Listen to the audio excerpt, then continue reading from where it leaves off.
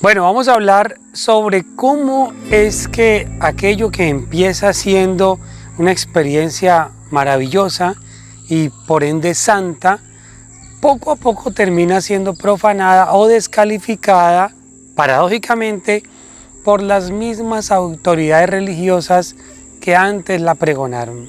Bienvenidos.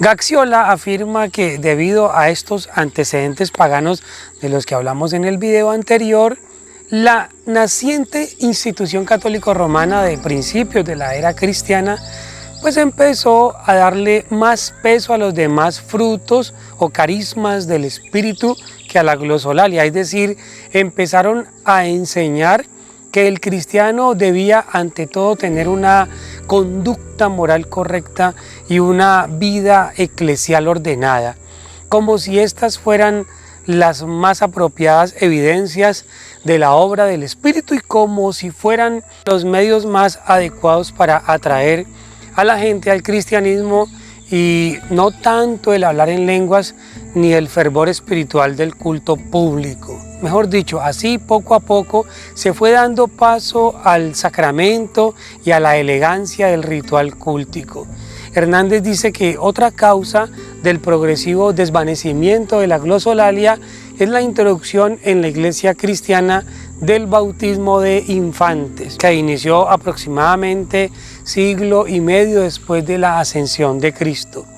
El infante es incapaz de tener fe, por lo cual nadie espera que fuera bautizado con el Espíritu Santo hablando en lenguas o que experimentara la glosolalia, como inicialmente sucedía con los adultos recién convertidos. Miren, los lectores y estudiosos de la Biblia saben que la primera comunión con Cristo en la iglesia primitiva se daba no ceremonialmente, sino a través de una experiencia religiosa espontánea y subjetiva que ocurría cuando el individuo tenía un encuentro personal con la divinidad.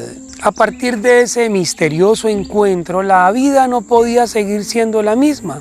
En otras palabras, se pasaba de lo profano a lo sagrado. Inmediatamente después de esto, era perentorio el bautismo. El individuo mismo lo solicitaba o aceptaba libremente la invitación a descender a las aguas. De modo que todos eran sacerdotes y profetas. Y esto era lo que no gustaba a las autoridades religiosas. Es decir, si todos pueden acceder a la experiencia religiosa libre y espontáneamente, ¿qué papel les quedaba a los pastores y a los sacerdotes? Y es que tenemos que recordar que en el Antiguo Testamento el único que podía acceder al lugar santísimo o a la presencia de Dios, a la llama azul, eran los sacerdotes. Por lo tanto, se justificaba el papel de ellos en medio de la sociedad, en medio de la cultura del pueblo, en este caso el pueblo hebreo. Pero si ahora todos pueden acceder al lugar santísimo, es decir, si todos se vuelven sacerdotes, ¿cuál es el papel preponderante del mismo en la comunidad? Para ellos, como mediadores ante Dios y los hombres, era necesario entrar a regular estas cosas, argumentando que solo la iglesia tenía potestad para administrar estos servicios santos y para interpretar las Sagradas Escrituras. Controlar la subjetividad de esas experiencias o encuentros personales con la divinidad y lograr que las cosas sagradas estén bajo administración exclusiva va a traer como resultado las ceremonias rígidas, el bautismo de niños, la primera comunión y posteriormente la confirmación. Entonces, para que, por ejemplo, un infante pueda tener su primera comunión con Dios, después de esto, pues debía solicitar un curso de catequesis y solo cuando el sacerdote lo disponía podría acceder a la experiencia. Aunque son conocidos algunos testimonios sobre experiencias subjetivas con la divinidad a través de la administración de los sacramentos, como el caso muy conocido de Lucía de Jesús, de Jacinta Marto y de Francisco Marto, quienes aún no tenían ni siquiera los 10 años de edad y recibieron directamente del Arcángel San Miguel en Fátima la comunión. De todos modos, estos casos no son tan comunes en los fieles católicos. Los pentecostales en eso sí concuerdan casi todos, en que han tenido un encuentro personal y misterioso con el Señor, hablando en lenguas, profetizando, interpretando lenguas, danzando, etc. En el año 380, el cristianismo se había convertido en la religión exclusiva del Imperio Romano por un decreto del emperador Teodosio, lo que tuvo trascendentales consecuencias. Por estos tiempos, el paidobautismo o el bautismo de niños empezó a ser una práctica normal que se constreñía con la amenaza latente del limbo. Ningún padre o ninguna madre quería que su hijo o su hija fuese al limbo por no estar bautizado. Pero muchos grupos no estuvieron de acuerdo con estas manipulaciones. Según Bachiochi, refiriéndose a los que estaban en contra de esta práctica, el secretario de la corte escribió este comentario explicativo en los registros. Ellos no permiten el bautismo de niños. De esta manera ponen fin a la autoridad secular. Este comentario revelador muestra el interés del gobierno local de preservar la práctica del bautismo de niños a fin de garantizar el compromiso de las autoridades seculares a las personas que controlaban la iglesia del Estado. Ser bautizado como niño en la iglesia del Estado significaba ser fiel y comprometido con el Estado por el resto de la vida.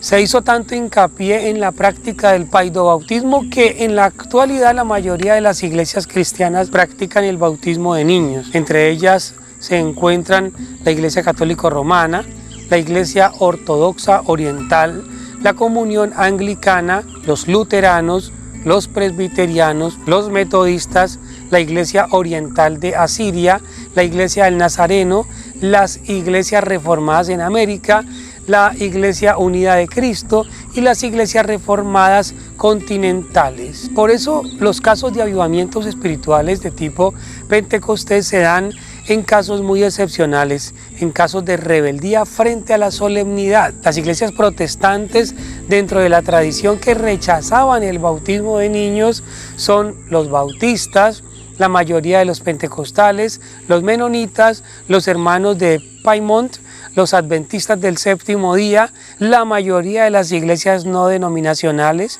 como los testigos de Jehová, los cristianos delfianos y los santos de los últimos días. Comparativamente hablando, las iglesias que practican el bautismo de niños son mucho más numerosas que las que bautizan a los creyentes adultos. El carácter festivo de la glosolalia fue reducido a una celebración sacramental donde el nuevo creyente, por imposición de manos, era declarado lleno del Espíritu sin esperarse que hablara en lenguas. Este nuevo modo de obrar ordenado y racional fue legitimado por San Agustín de Hipona cuando dijo: porque el Espíritu Santo es dado no solo por la imposición de manos en medio del testimonio de sensibles milagros temporales, como fue dado en los primeros días para que fueran credenciales de los primeros inicios de la iglesia. Porque ¿quién espera en estos días que aquellos a quienes se imponen las manos para que reciban el Espíritu Santo comiencen a hablar en lenguas? Gaxiola dice que fue San Agustín quien con sus opiniones determinó la actitud general de la iglesia por muchos siglos hacia la glosolalia y otros carismas, ya que es a partir de él que la glosolalia prácticamente deja de mencionarse en la historia de la iglesia occidental y pasan 12 siglos antes de que se vuelva a hablar de ella con frecuencia. Agustín era tajante en su opinión sobre las nuevas lenguas. Admitía que los primeros cristianos hablaron en idiomas que no habían aprendido, pero creía que estas señales estaban adaptadas a su tiempo y que pues simplemente ya habían pasado.